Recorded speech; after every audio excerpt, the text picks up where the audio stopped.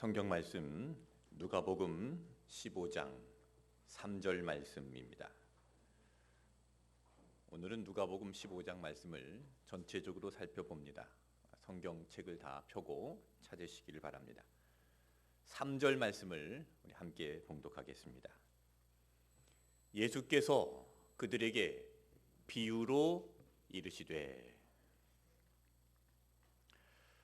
2달 전에 청주에서 14살 된 조은 누리 양이 등산 중에 실종이 되었습니다. 조은 누리 양을 찾기 위해서 가족들과 이웃들과 경찰, 군인 약 5,700명이 동원되어서 찾았습니다. 극적으로 열흘 만에 산속에서 발견이 되었습니다. 모두 기뻐했습니다. 저도 기뻐했습니다. 뉴스를 보신 분들 모두 다 기뻐하셨을 줄 믿습니다. 오늘 누가복음 15장에 예수님께서 이런 기쁨을 이야기하십니다. 누가복음 15장에 세 가지의 비유가 나오는데, 이 누가복음 15장을 한번 눈으로 보시기 바랍니다. 세 가지의 비유인데요. 첫 번째 비유는 잃은 양을 찾은 목자의 비유입니다. 4절부터 그 내용이 나옵니다. 어떤 사람에게 양이 100마리 있었습니다. 그 중에 한 마리를 잃어버렸는데 주인이 그 잃어버린 한 마리 양을 찾아와서 친구들과 이웃들을 불러 함께 즐기는 즐거움을 나누는 이야기입니다. 두 번째 비유는 잃은 드라크마를 찾은 여인의 비유입니다. 8절부터 그 내용이 나오는데요. 10드라크마를 가진 여인이 있었습니다. 여기 여인이 가지고 있는 이 10드라크마는 신랑이 신부에게 주는 혼수품입니다. 여인에게는 아주 중요한 것이지요. 그거 잊어버리면은 파혼당할 수도 있습니다. 그런데 10개 중에 하나를 잊어버렸습니다. 그래서 등불을 켜고 온 집안을 뒤져서 그 하나를 찾았습니다.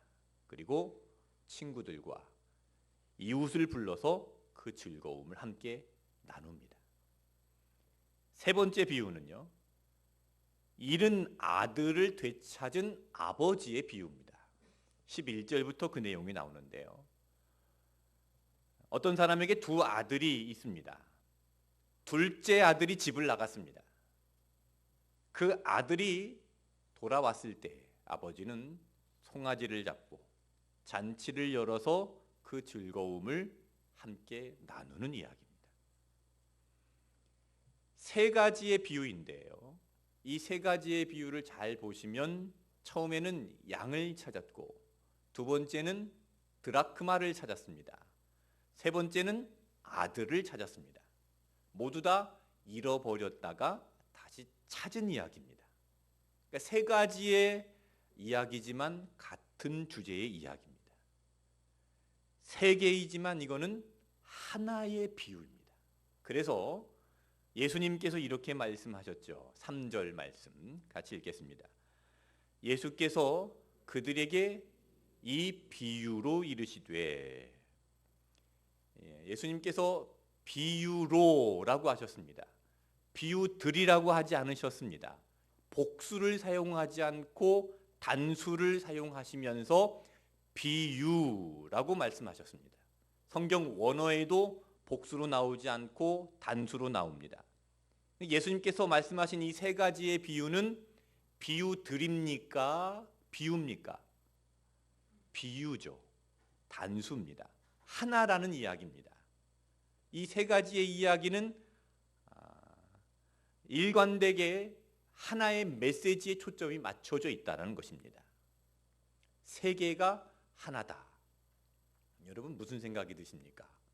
세계가 하나다, 세 가지가 하나다 하면 기독교의 가장 핵심 교리인 삼위일체의 하나님이 생각나죠. 오늘 이 말씀에서도 삼위일체의 하나님이 나타나 있습니다.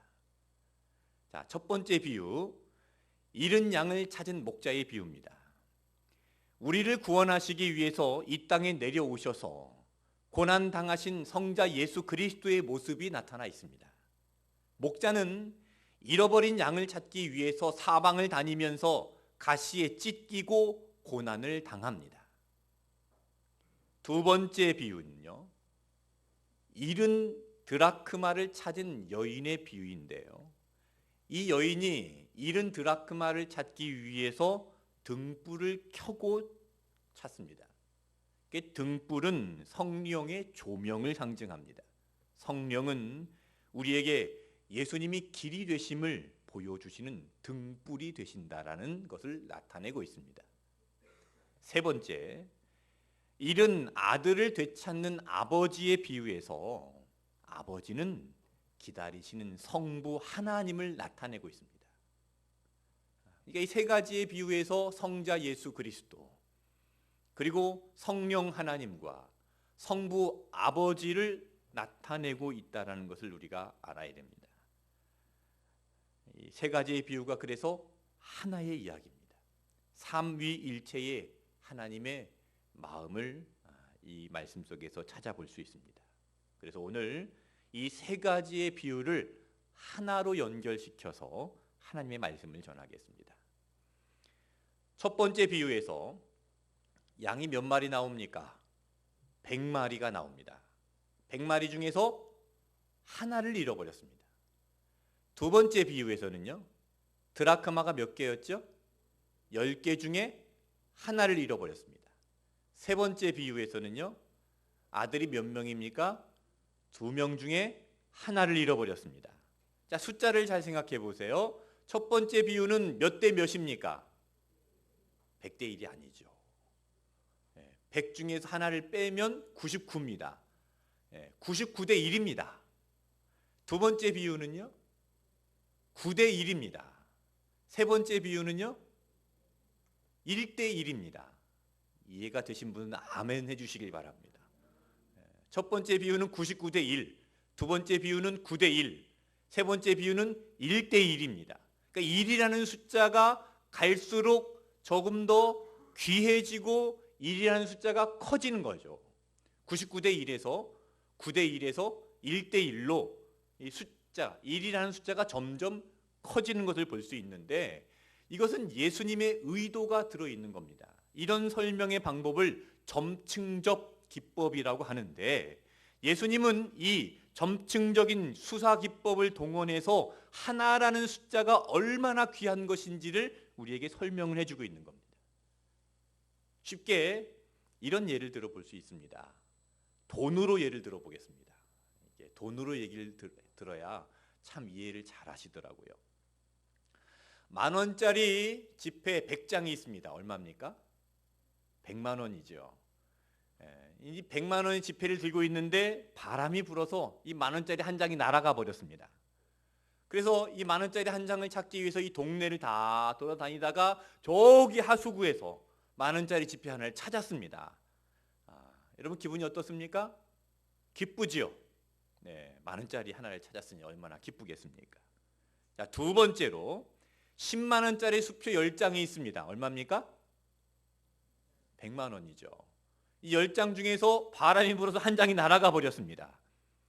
온 동네를 찾았는데 하나를 찾았습니다. 어떻습니까? 기쁘죠. 세 번째, 50만 원짜리 수표가 2장이 있습니다.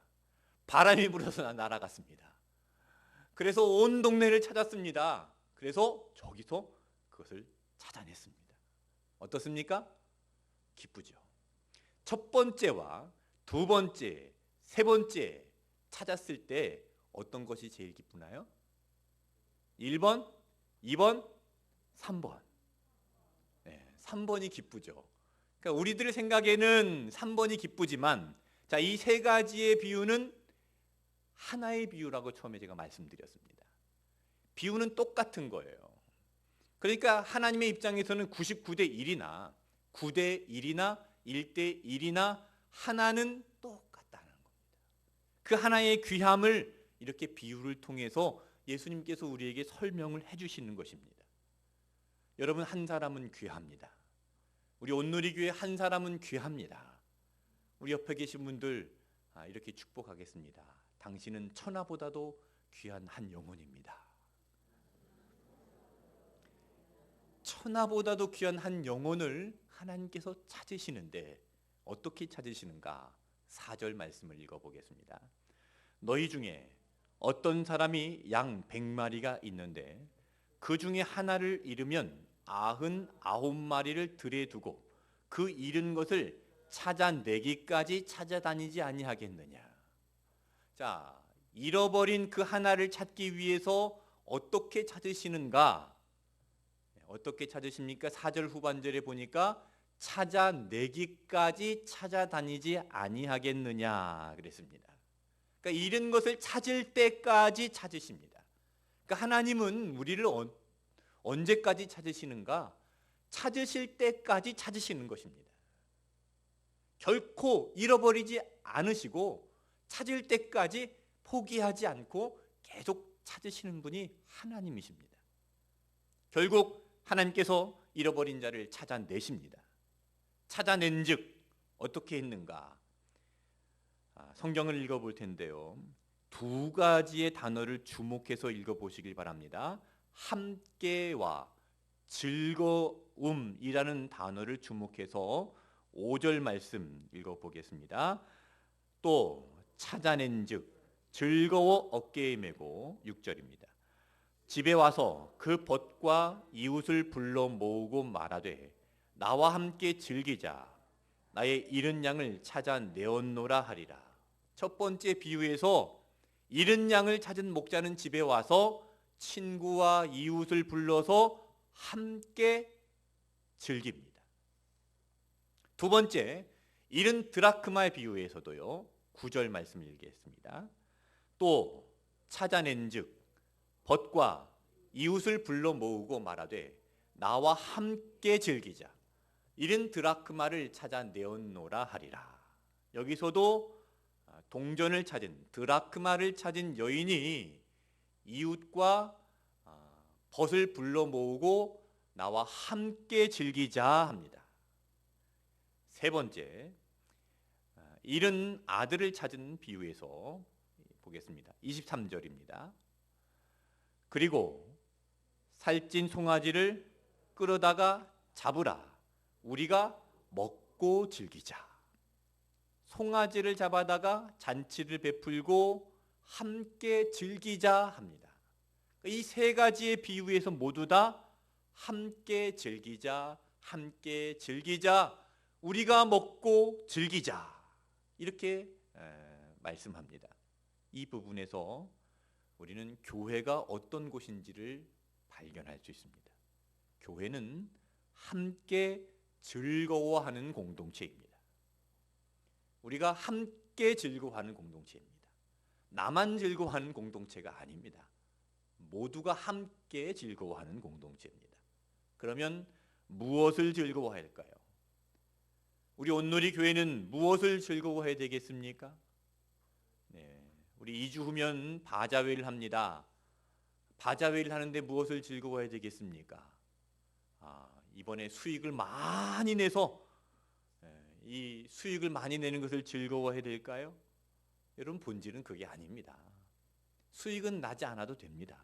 정말 우리가 즐거워해야 될 것은 한 영혼입니다. 하나님께서 찾으시는 그 한 영혼을 찾아서 함께 즐거워하는 공동체가 교회라는 것입니다. 소중한 한 영혼을 찾기 위해서 이 모든 것들을 행하는 것이지요. 한 마리의 양이 있어야 100마리라는 양 무리가 완성이 됩니다. 하나는 아무것도 아닌 것 같지만 하나가 있어야 100이 되는 겁니다. 한 드라크마가 있어야 신부의 귀중한 혼수품인 10드라크마가 완성이 되는 겁니다. 집 나간 아들이 돌아와야 그 가정이 완성이 되는 겁니다. 한 영혼이 정말 소중합니다. 한 영혼, 아무것도 아닌 것 같지만 그 한 영혼이 있어야 100이 되고 10이 되고 또 공동체가 완성이 되는 겁니다. 우리 온누리 교회도 한 영혼이 돌아와야, 한 영혼이 그 자리에 다시 돌아와 그 자리에 앉아 있어야 우리 온누리 교회가 예수님이 원하시는 건강한 교회, 예수님께서 기뻐하시는 교회가 될 줄로 믿습니다. 그래서 우리 교회에서 전도 대행진도 하고, 기도 대행진도 하고, 말씀 대행진도 하고, 바자회도 하고, 초청도 하고, 이런 행사를 하는 겁니다. 이 모든 본질은 바로 그 한 영혼에 있는 것입니다. 그래서 여러분 보실 때 앞에 현수막에 뭐라고 써 있습니까? 한번 읽어보겠습니다. 잃은 양 한 생명을 주께로. 우리가 기도하고 바자회도 하고 전도도 하고 이 모든 것을 통해서 하나님께서 찾으시는 그 한 생명을 찾아야 됩니다. 한 영혼이 돌아오는 것을 함께 즐거워하는 우리 온누리 교회가 되시기를 주님의 이름으로 축원합니다. 이렇게 한 영혼이 돌아올 때 하늘에서는 어떤 반응이 일어나는지 7절 말씀을 읽어보겠습니다. 내가 너희에게 이르노니 이와 같이 죄인 한 사람이 회개하면 하늘에서는 회개할 것 없는 의인 99으로 말미암아 기뻐하는 것보다 더하리라. 자, 10절 말씀도 읽어보겠습니다. 내가 너희에게 이르노니 이와 같이 죄인 한 사람이 회개하면 하나님의 사자들 앞에 기쁨이 되느니라. 그러니까 첫 번째 비유를 하시고 7절 말씀을 하셨습니다. 두 번째 비유를 하시고 또 10절 말씀을 하셨습니다. 7절과 10절에 공통적으로 나오는 말씀이 있습니다. 뭡니까? 이와 같이 죄인 한 사람이 회개하면입니다. 잃어버린 양을 찾는 비유에서도 이와 같이 죄인 한 사람이 회개하면이라고 말씀하셨고, 10 드라크마 중 한 드라크마를 잃어버린 여인이 드라크마를 찾았을 때에도 이와 같이 한 사람이 회개하면이라고 말씀하셨습니다. 세 번째, 잃은 아들을 찾는 비유에서도 무엇을 말씀하실까요? 이 비유는 주제가 하나라고 그랬습니다. 첫 번째 비유, 두 번째 비유, 세 번째 비유는 똑같은 비유입니다. 세 번째 비유, 그러니까 잃은 아들을 찾는 비유에서도 예수님은 회개를 말씀하시는 겁니다. 이 비유에서 우리는 회개가 무엇인지를 정의할 수 있습니다. 오늘 회개가 무엇인지를 이 말씀 속에서 분명히 정의하시길 바랍니다. 양이 돌아올 때 생각해 보십시오. 양이 자기가 걸어서 돌아왔습니까? 주인이 찾아왔습니까? 주인이 찹니다. 자, 10 드라크마 중에 한 드라크마를 잃어버렸습니다. 드라크마라는 것은 동전입니다. 이 동전이 아마 떼굴떼굴 굴러가지고 어디 밑으로 들어갔겠죠. 자, 이 동전을 찾는데 이 동전이 자기가 굴러서 주인에게로 왔습니까? 주인이 그 동전을 찾아냈습니까? 찾아냈습니다. 그러니까 회개의 본질은 무엇일까요? 회개는 내가 결단해서 하나님께 돌아가는 것이 아니라 회개는 그 주체와 주권이 찾는 이에게 있다는 것입니다. 누구도 하나님께서 찾지 않으시면 하나님께로 돌아올 수가 없습니다. 세 번째 비유에서도 그 말씀을 하시는 겁니다.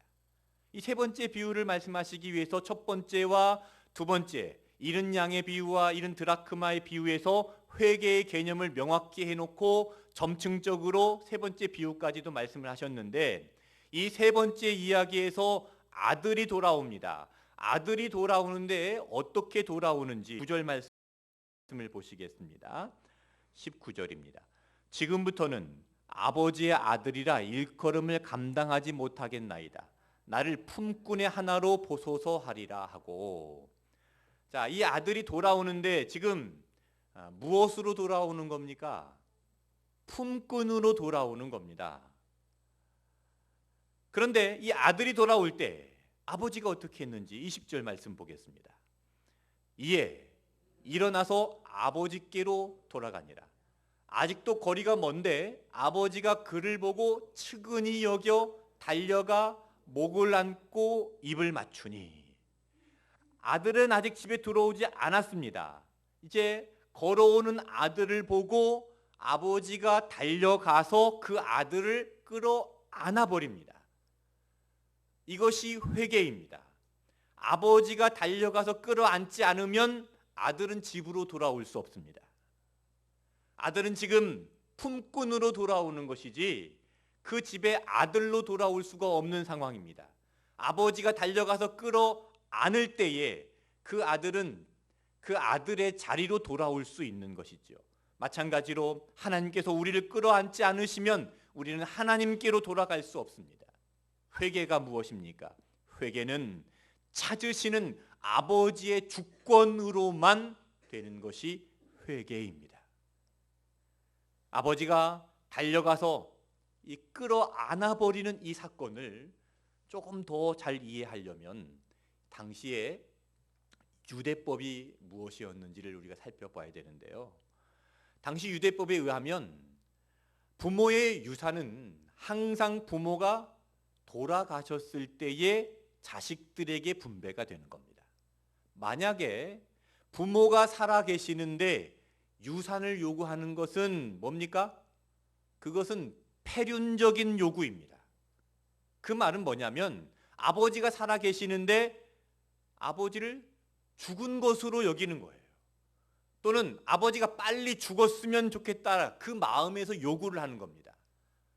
아들이 우리 아버지 빨리 죽었으면 좋겠다. 그런 아들은요 어떻게 해야 됩니까?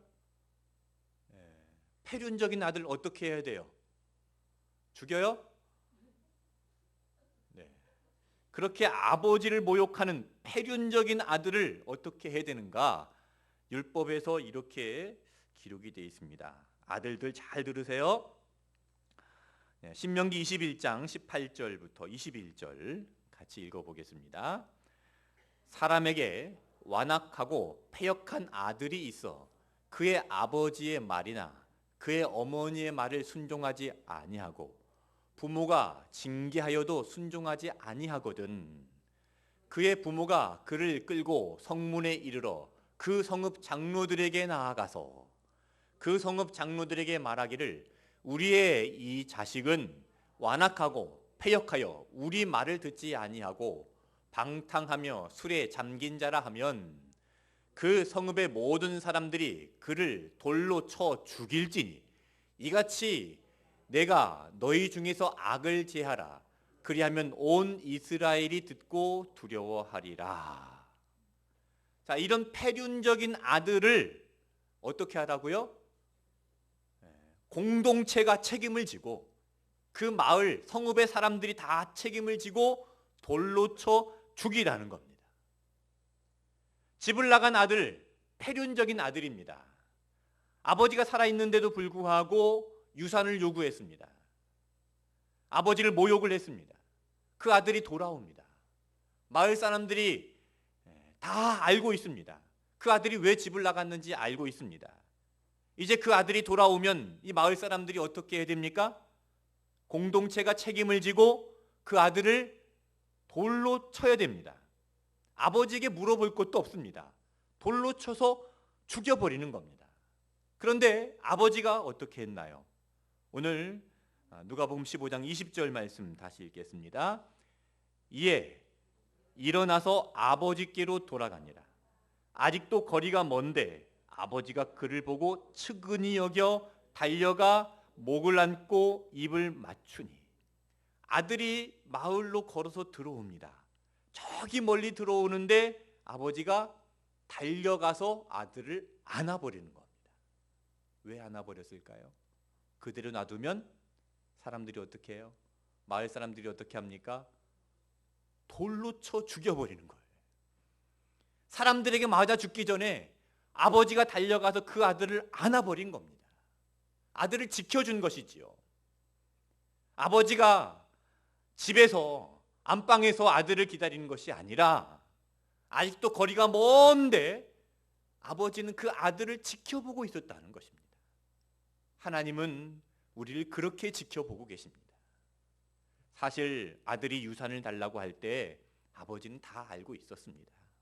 분명히 허랑방탕하게 살다가 돌아올 것을 알고 계셨습니다. 그래서 계속 아들을 지켜보고 있는 것입니다. 아들이 나간 그 순간부터 그 아들의 삶에서 한 번도 눈을 떼지 않고 아들을 지켜보고 있었던 것입니다. 이것이 하나님 아버지의 사랑입니다. 아들이 돌아올 때 돌에 맞아 죽어도 할 말이 없습니다. 아들이 그런 죄를 지었습니다. 이 아들의 모습이요, 오늘날 우리의 모습입니다. 우리는 이 둘째 아들처럼 죽어야 되는, 죽어 마땅한 자들입니다. 율법대로 하면 다 죽어야 됩니다. 그런데 하나님께서 그 모든 것들을 끌어안아 버리셨습니다. 이것이 하나님의 사랑입니다.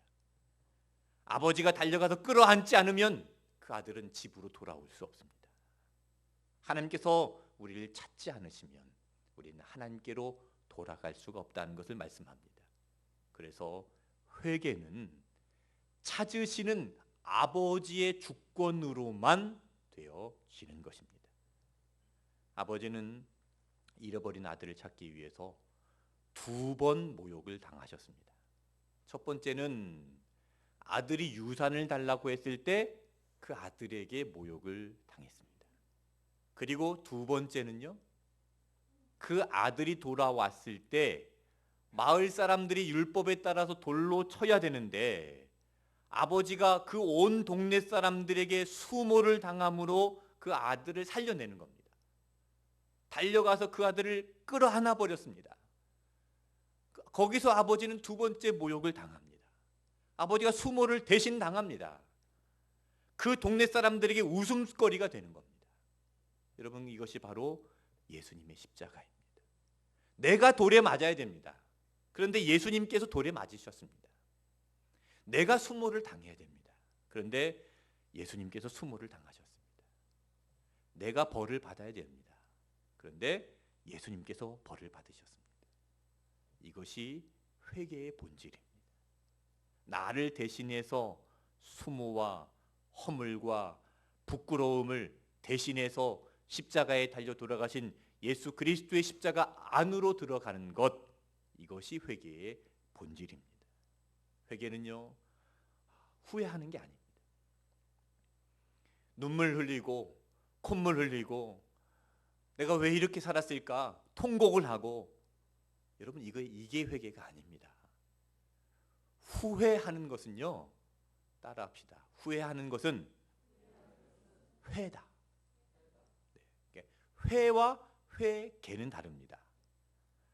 자, 후회하는 것을 한자로 후회할 회자를 써서 회라고 합니다. 자, 회로 끝나면 안 되죠? 회 다음에 뭐가 와야 됩니까? 개가 와야 됩니다. 이 개는요, 고칠 개입니다. 후회하고 나서 고쳐야죠. 그래야 회개가 되는 겁니다. 후회만 해서는 회개가 되지 않습니다. 어떤 교인들은요, 항상 후회만 하다 끝납니다. 항상 회만 해요. 항상 잘못했다고 내가 왜 그랬을까 하고 그냥 회만 하고 끝납니다. 통곡하고 눈물 흘리고 회만 하고 끝나는데 이건 회개가 아닙니다. 그냥 회로 끝난 겁니다. 회로 끝나지 않고 뒤에 뭐가 따라와야 되죠? 개, 고쳐져야 되는 거예요. 그래야 회개가 되는데, 회개가 어떻게 이루어지느냐? 회개는 내 선택으로, 내 주권으로 이루어지는 것이 아니라 찾으시는 아버지의 주권으로만 이루어지는 것이 회개입니다. 내 주권으로 되는 것이 아닙니다. 내가 후회한다고 되는 게 아닙니다. 아, 내가 이렇게 살지 말아야 되지 후회합니다. 그런데 인간의 작심은요, 며칠 갑니까? 3일 갑니다. 3일 지나면은 또 다시 그것이 시작될 수 있습니다. 회개는요, 내 주권으로 되는 게 아니라 하나님의 주권으로만 되는 것입니다. 예수님의 십자가로만 되는 것입니다. 예수님이 주인 되셔야 됩니다. 내가 주인이 되려고 하니까 회만 되고 개가 되지 않습니다. 계속 회만 돼요. 3일 있다 또 회하고, 또 3일 있다가 또 회하고, 일주일 있다가 교회 와서 또 후회하고, 왜 그렇게 살았을까 또 후회하고, 또 죄를 짓고 후회하고 또 죄를 짓고 회만 계속 반복이 됩니다. 진정한 회의 객까지 가지 못합니다. 왜 그렇죠? 내가 주인이 되려고 하니까 그렇습니다. 내가 주관하려고 하니까 그렇습니다. 예수님이 나의 주인이 되셔야 회개가 됩니다. 예수님의 십자가가 내 안에 주인이 되어야 회개가 됩니다. 예수님이 내 안에서 나를 주관하셔야 회개가 이루어지는 것입니다. 오늘 오후 예배 시간에 이 부분에 대해서 좀 더 집중적으로 또 말씀을 나누도록 하겠습니다. 여러분 오후 예배도 많이 참석해 주시길 바랍니다. 이런 회개가 되면 그 다음에 회복이 됩니다. 22절 한번 같이 읽겠습니다. 아버지는 종들에게 이르되 제일 좋은 옷을 내어다가 입히고 손에 가락지를 끼우고 발에 신을 신기라. 그 아들이 돌아올 때 아버지가 가서 덥석 안아버렸습니다. 이제 아버지의 주권으로 회개, 아들이 집으로 돌아오게 되었습니다. 회개가 있고 그 다음에 회복이 있는 것입니다. 한번 따라하겠습니다. 회개하면 회복됩니다. 아버지께서 어떻게 회복시키는가? 22절 말씀에 보니까 세 가지입니다. 첫 번째, 제일 좋은 옷을 입히십니다.